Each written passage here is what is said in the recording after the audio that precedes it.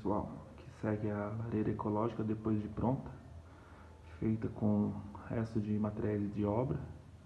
A única coisa que eu tive que comprar mesmo aí são as rodinhas aí dos pés dela.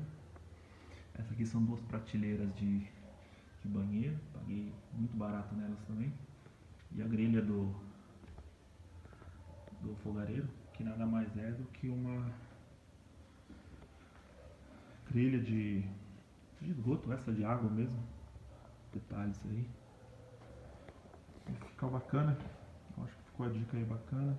E serve como uma mesinha de centro também. Beleza, pessoal? É isso aí. Valeu.